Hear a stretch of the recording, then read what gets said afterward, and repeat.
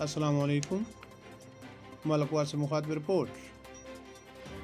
Police चौकी in charge head फ़कीरियाँ तहसील मलकवा ज़िला मंडी Bahauddin Irfan Shahzad Mirza ASI ने दौरान गश्त और नाकाबंदी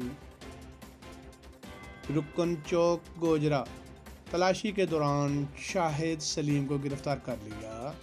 मुल्ज़म शाहिद सलीम से नाजायज़ असला बरामद हुआ और मुल्ज़म शाहिद सलीम इश्तिहारी गैंग कैटेगरी B पहचान हुआ।